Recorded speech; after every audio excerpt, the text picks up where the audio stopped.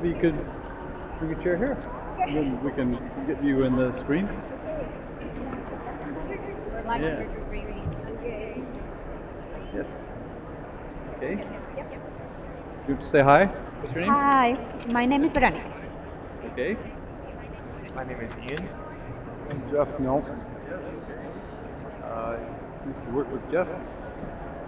And anyway, these people have joined our session, and I expect we'll have a lot more as they come along. We've just handed out a handout. Could I show you the handout? There you go. So we're webcasting in Adobe Connect, and we're talking about EVO Minecraft MOOC. This is our handout. As you see, it has a QR code on it. I'm hearing myself twice, so I'm having to really get better. I don't want to hear myself. Okay, so anyhow, that QR code takes you to this place. This is our handout for the session, but our expanded version. So the QR code takes you here, and it explains pretty much what we're doing.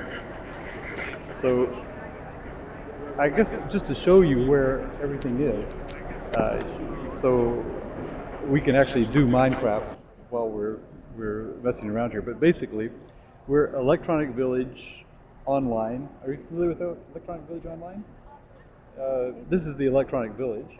Electronic Village Online is something we do every January and February between conferences, and we have training sessions for teachers or anybody who wants to sign up. They're free.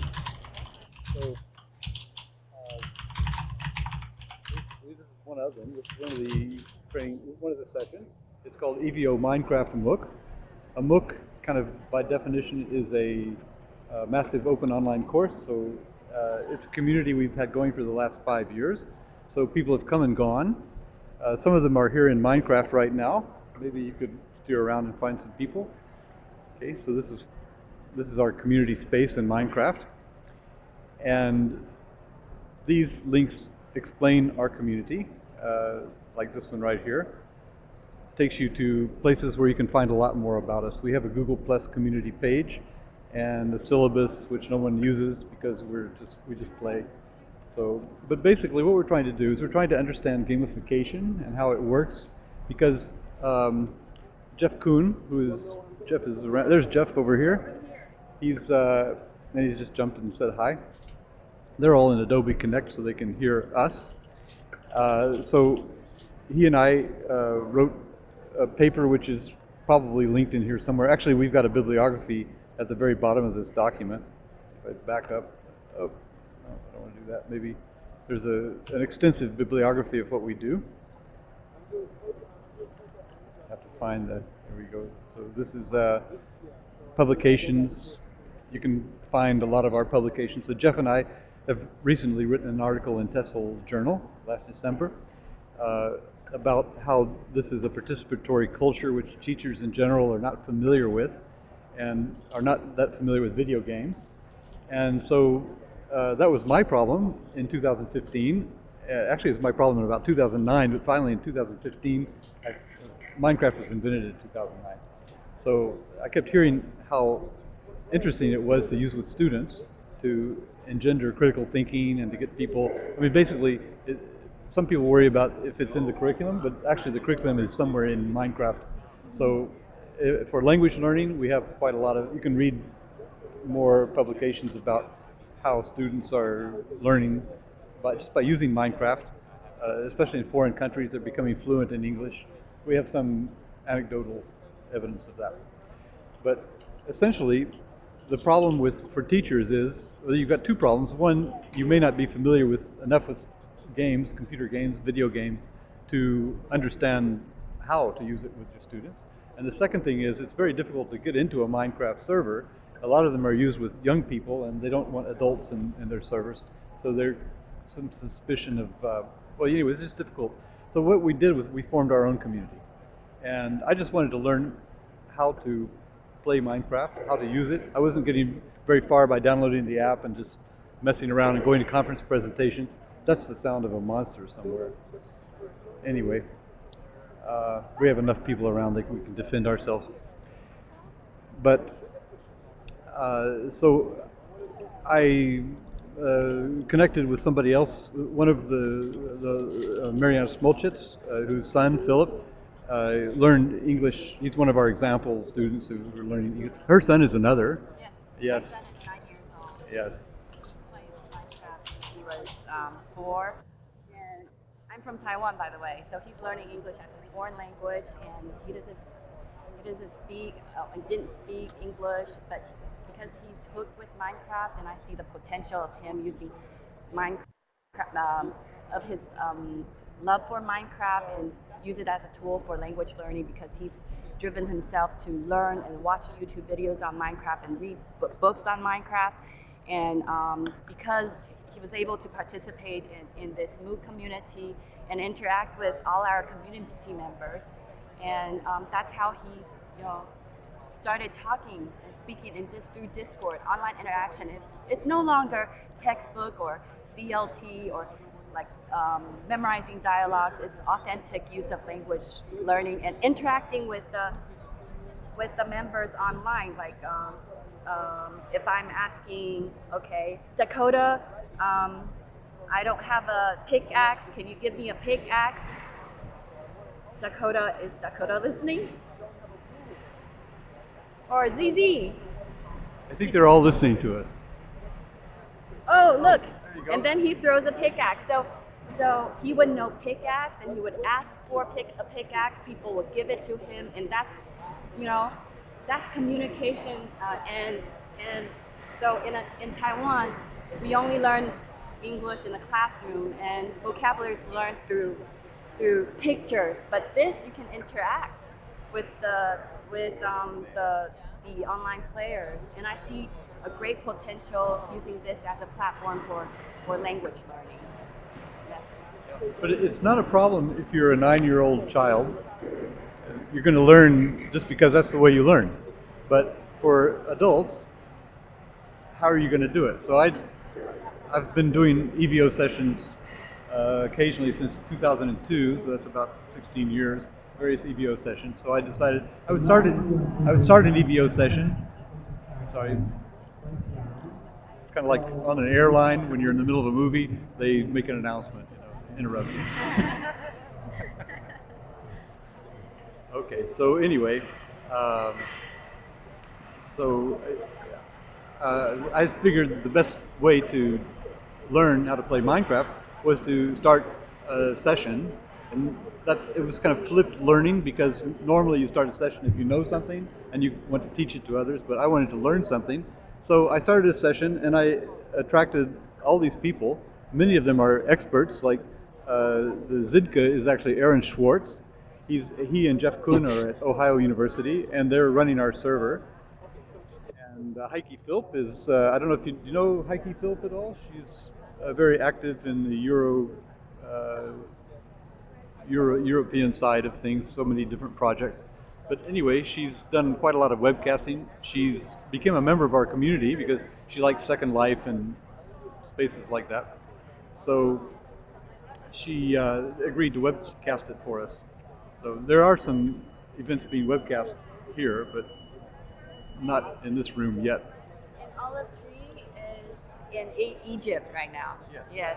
Maha is in Egypt. Maha is in Egypt. Maha right here. Heike is based in Brussels at the moment. So it's a worldwide group, and it includes parents and their children. 3 of our moderators have children who they're learning with, and we also have other people who are bringing their children into Minecraft. So and we learn from them. They teach adults. So basically, this is where we go. Oh, we should show the map. Maybe I can show it here. Actually, it's Let's see. I think I've got it. I've got it here. Here's there. We have software that can map where we are in this area. So right now we're at this little green dot on the map, and as people travel in Minecraft, the map maps where they've been. And so somewhere here, I think I have a picture of what the map looks like right now. Maybe it's up here somewhere. Let's see if I can find, or maybe I've got the link to the map. Here we go. Yes, this is a dynamic map. Jeff is actually. Okay, so that's what our map looks like right now. And this is where we all are. You can see who's online. You can actually text them. And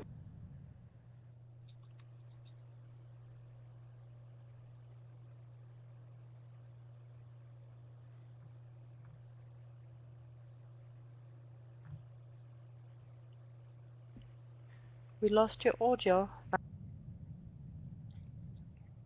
Okay, so it wasn't just me. Yeah, I think we're all good.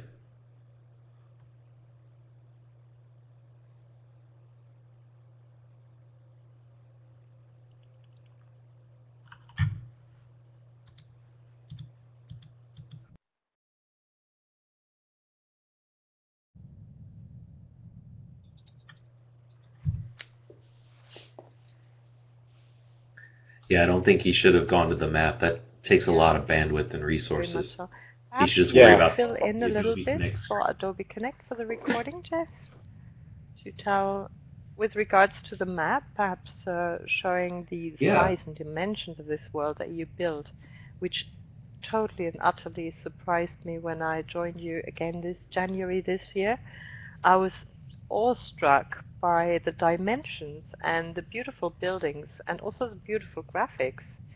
I kind of remembered Minecraft to be a lot rougher when it comes to graphics, but you use an enormous amount of different stones and beautiful design. I mean, where did you learn all of this?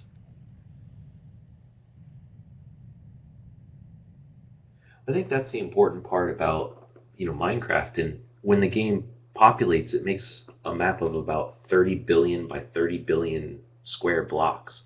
So it's a really big map, but then all the buildings in here are entirely teacher created.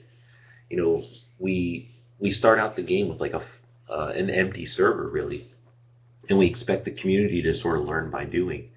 So they just build all these buildings, and a lot of it just comes in from talking to other teachers, getting ideas. Some of our best builders are Dakota, Rosebard, who built these kind of skyscraper type towers that you see on the map.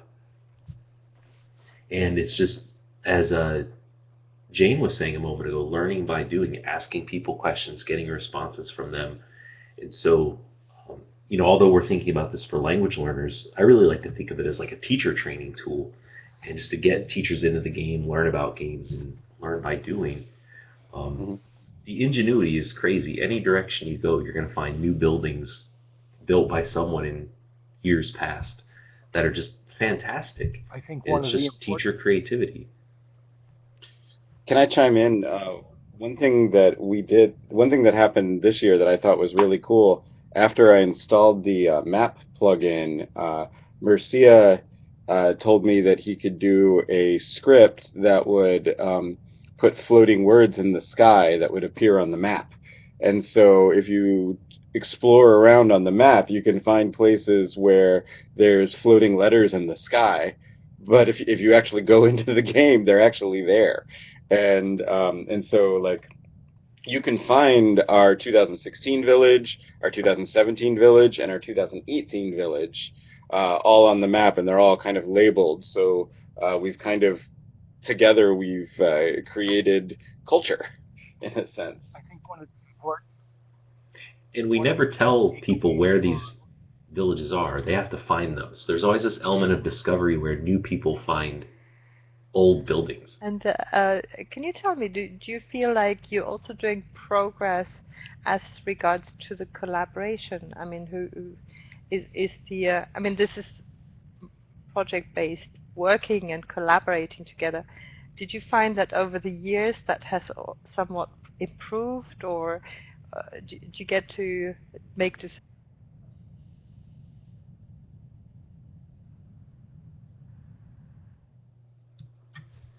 That's a good question. What does everybody think? I think each year we add moderators, so a lot of times our participants, they come in as newbies, and by the end of the 5 weeks, they've done so much that they get a kind of moderator promotion.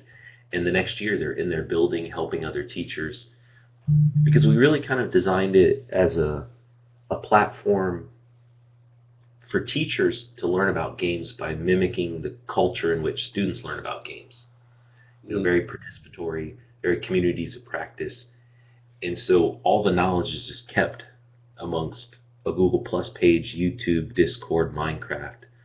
And so our moderators are fantastic at keeping track of all that knowledge and pointing people in the right direction. As regards to survival mode versus creative mode? I mean, how does everybody, seem to like it or dislike it, or?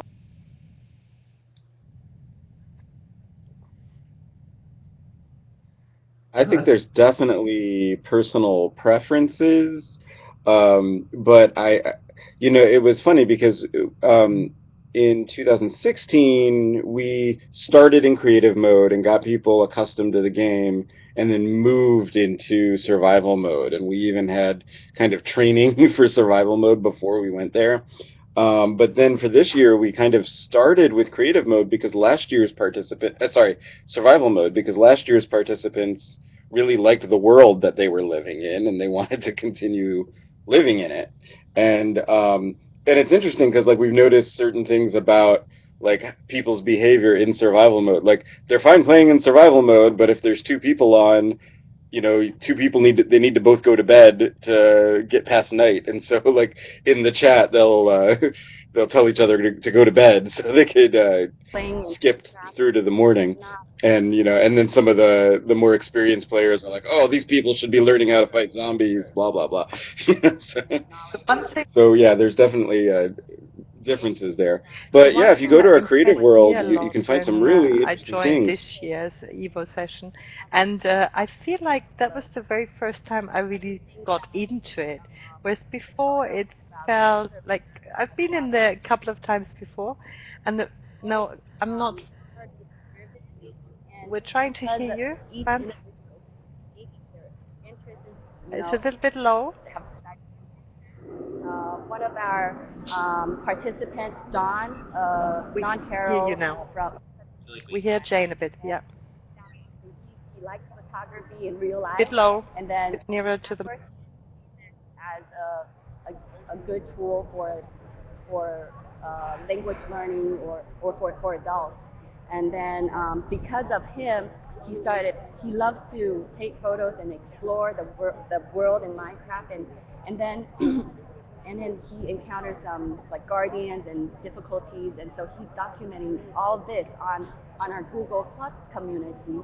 And that when my son would read it would be tons of different stories on different topics.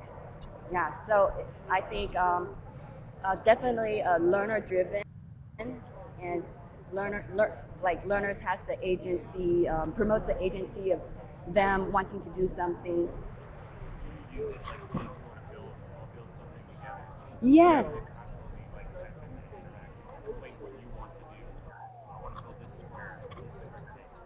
That's right, and during this Minecraft, this year's Minecraft, because my son, they visited St. Augustine in the fort, and then we wanted to build a fort, so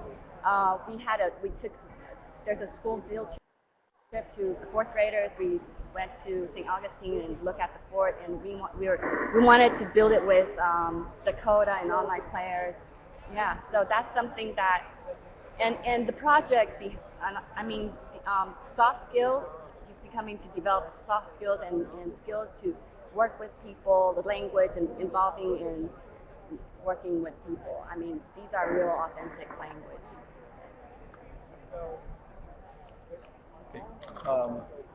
Veronica asked about what words they're using.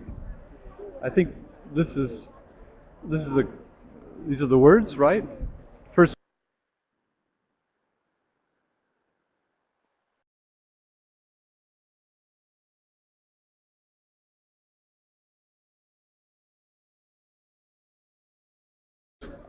Oh no, this is the first 1,000 words, but this is just a normal words list, or was this in Minecraft? This is actually a Minecraft video, a YouTuber, and I just copy and paste what he said, the transcript, and analyzed it, and it showed up in the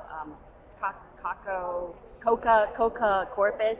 The 90% of the vocabulary is from the first K word from that particular video, so it's pretty good for like everyone, even the beginners. Okay, yes. So that's what they're likely to encounter if they watch the videos, Yes. which most students do. Yeah. And I'll That's the most impressive answer to a question I've seen all day. Seriously, that's great. Yeah. Well, this is the community. You know, the community is working together on many different aspects of what we're doing. So everybody, because in a MOOC, the whole idea of a MOOC is that it's not a one-size-fits-all lecture format. It's as many sizes as you bring to the table. So everyone is doing their different things, and people are being very productive in what they're doing. So, and when they, I find it personally to be a fascinating game. And so just learning about the games, there's a lot of intrinsic motivation here. So I think students, especially at a certain age, and even older, I mean, you know, I'm 70 already, so, you know, so there's just a lot of motivation to find out more about it, because there are lots of concepts, like language is one, the language you use to communicate what you want to communicate, to learn what you want to learn, and then also architecture, engineering, critical thinking, all kinds of Even coding. Planning. Huh? Coding. Oh, coding, also coding. Yes. Yeah, I mean, because we're not. Any others? We're not just teachers, you know, there's also some IT professionals in this group, and so we've been able to share knowledge back and forth. And so, like for example, I've learned quite a bit from Mercia just from by example. Sorry, that's okay. That came on the recording, but they can't. The audience can't hear it. So we got another question in the meantime. We're being very efficient here, listening to the answers through headphones, while and you can go to the recording. This is all recorded, so you can hear it later. But you want to know the relationship. Are you saying Minecraft is a MOOC? Oh no. This is an Electronic Village Online session. Let me show you another couple of links up here. This is a community space. That Google Plus community is where we all meet to interact with each other. But there's also a syllabus. And if I just pop up to this document, which you have the QR code that takes you there, and this is our syllabus document. So I made the syllabus 4 years ago in order to give people the impression that they had a learning path. But in fact, people forge their own learning paths in a MOOC. So. But there is one here, so we have a, let's see, I think, we have a wiki. This wiki here augments the syllabus. So the wiki shows you more about what you're supposed to do week to week. And it's a 5-week course, and I patterned that on Dave Cormier's 5 phases of coping with MOOCs. The first one is orient. Then orient yourself in the MOOC, figure out why you're there, why everybody else is there. And then the next one is to declare, which means to say what you're doing there. And then start networking, that's the 3rd phase. And then cluster, because there could be thousands of people in a MOOC, in our case a few hundred, or maybe even just 25 in the immediate people who come onto the server and actually interact with each other closely in one given year. So clustering means to, like Jane and Don came together over this vocabulary project. So that's a cluster, or if you attract other people to it. And then focus is how you set yourself up to continue your learning after the 5 weeks end. So this is also a takeaway of MOOCs. Most people say that MOOCs connect them with people, and that's the most important aspect of it. So it's just a platform for continued learning for ongoing learning. So this one has just kept a community for 5 years, and people come and go. You're welcome to join. You can join any time. You don't have to wait until January. You could actually, this tells you how to do it. So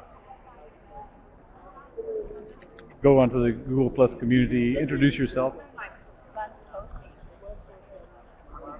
Because he participated and he would document, say, hi, today I was riding a pig and my cat randomly TP'd to me, do you know how to ride a pig? Simple. First you get a saddle, and then, so don't forget to make a carrot on a stick. And so that's him.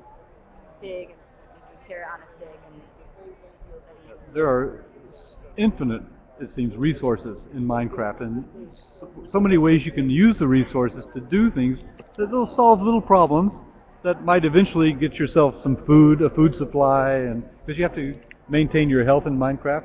If you go back to the Minecraft game, you can show them your health bar. Okay, so she's doing okay, but if you don't eat, she has some baked potatoes. If you don't eat, though, you start losing health, or if you get in a battle, you might lose a lot of health, or if you fall in the water, you start losing health very quickly. So eventually you might expire, and in which case you respawn. So you go to the last place you slept, or to sometimes if you haven't really established a place, it would go somewhere near where you came into the world. So if you come into our world, you actually come into this place. This is our orientation space. And then from there you can move out onto different adventures.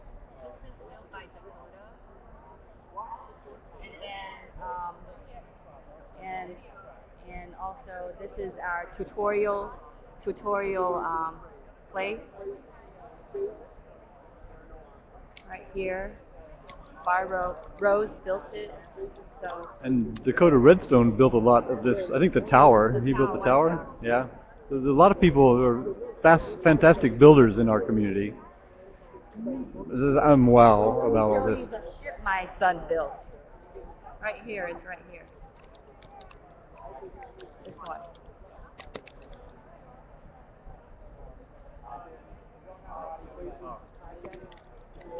That's your son's build. Yeah, Maddie built it. And this stuff goes on what's called a map, where a map is something that you can put on your server. When our server crashed, for example, they collected all the map and they installed it on another server, so it all came back. So we've developed our map to where each year we start the spawn point in a different place. So all of our builds for the last 5 years are somewhere on the map.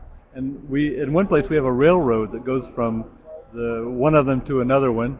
And so if you stumble on the railroad, you could ride it to another of our worlds. So this is a lot to explore. And basically, why are we doing this? Vance, because can I ask, we want to learn do you think what it's gamification feels or like. gaming? With that grounding, maybe use it with students.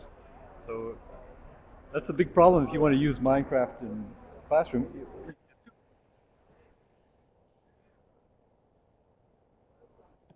Gamification, which Heike asked me, is it games or gamification? There's a big difference between gaming and gamification.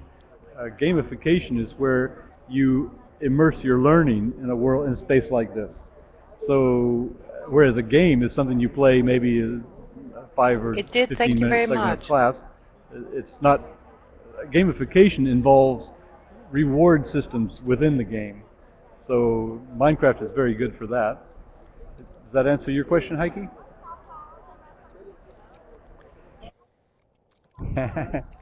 Okay. So yeah, so we're learning how, by doing and by interacting with each other, what students might be learning by interacting with each other, and how they can leverage that interaction toward what they want to learn. Yeah. I don't know if they might move us on in a moment, but I don't know. Okay. Thank you very much. Okay, everyone got a handout? This QR code takes you to this document. Yes, okay, Veronica, another question? No, it's actually I'm interested in helping students. I'm sorry, teachers go on their training. Do you think that it could help us in order to do that? Teachers go on training. How do you mean? What kind of training? I'm from the south of the country, so I'm from Ecuador. And one problem that we have is that the majority of the teachers that teach future teachers, they haven't leave the country. They just learn the language there in the country, and we don't have foreigners there in my country. So I am looking for like online courses or something that can motivate my co-workers that are teachers in order to increase their level of English. Because the majority of our professors are B2 according to the Common European Framework. And I don't know, I was just looking for options, and then, you know, technology is always there. One good option would be what this is a course of. It's Electronic Village. Did we mention it here? Electronic Village Online. So if you look that up, you can, it's EVO sessions. I could write its URL here if you want. I'll write its direct URL. These are the sessions that happen every January and February, and they're free, and they're put on by other teachers like ourselves for the benefit of other teachers to learn what they want to learn. And so if you go to EVO sessions, we can even look at it right here. Let's see. Find something I'm not using. Okay. I'm going to evosessions.tvworks.com. There it is right there. I'm sure if you look it up, if you Google it, you can find it. But basically, this is it should show you what we did this year. Okay, see the previous EVO sessions, or there's current ones. I don't just off the top of my head see what this year's one is, but click here for more information. Okay, so I guess here this is what we did this year. Yes, these are the sessions we put on. EVO Minecraft MOOC was one. Flipped learning, testing, Moodle, QR codes used in teaching. So many different topics. 5-week sessions, free. A good place to start, I think. Okay, and what about the students? Because I see that I have never played the video game, but it seems interesting. So I'm gonna teach a class to my students because they teach also children. And so what I want is I want to teach my students so they can teach their students in the kindergarten and the other places. How much that costs for the whole group? To use Minecraft? Yeah. Well, as I said, you have two options. It's $30 per student in this option, but you can also use Minecraft Edu, which is $5 per student per year. A Microsoft Office account to get that $5 access. Go to Minecraft Edu, Minecraft EDU. Hi guys.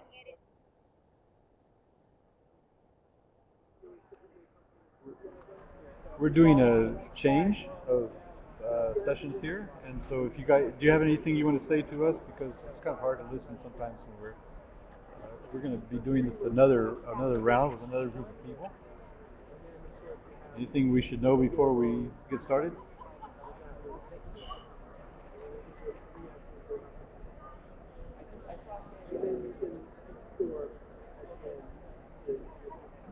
Minecraft Edu.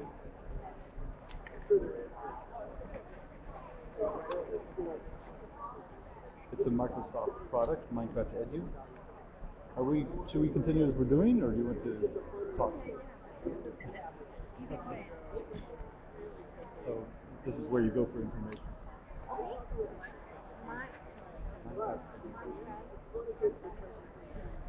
Okay, Google that. That Google? It's Minecraft, educationminecraft.net. But if you Google Minecraft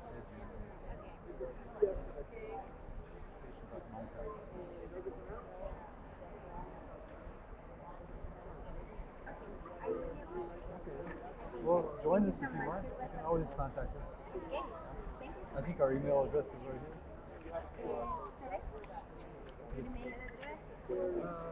I guess they're not there, but if you go to the space, you'll find our email address. And then I will find you and email. Yes, you can.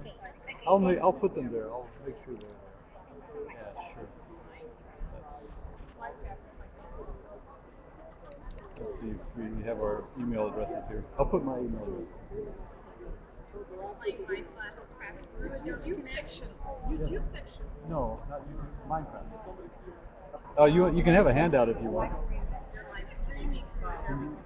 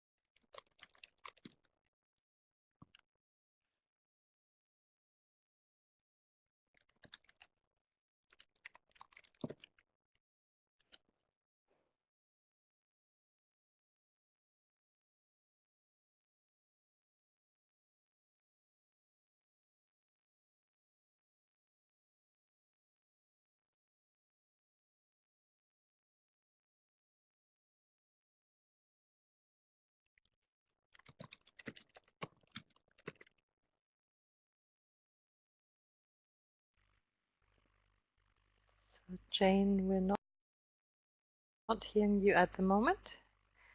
And Vance is probably wrapping up the session. Oh, look at this. Now we're looking at the map from the bird's eye view. It looks like, definitely like one of the counties. Texas, Ohio. What did you build it at to resemble? Oh, fantastic. I mean, it feels like worlds, isn't it? Teacher generated. It's really wasn't designed, this village. Teacher generated? Yeah, so everyone just came in, and people who have never played Minecraft before just started coming in, learning from other people, and building buildings. And so it was very organically developed. And so the expression village is so fitting, isn't it? It really is. We have these 4 villages. I can see the floating words. Yeah, I've seen them. Fantastic.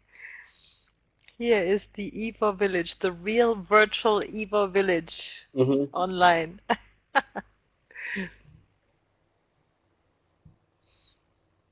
Awesome. Awesome. Great project, honestly. So I'm going to stop the recording now, unless you still want to add a last sentence before we wrap up. It was fantastic. Really interesting. Well, a village built in 2016. Yeah, 2015, 16, 17, 18, and next year we'll,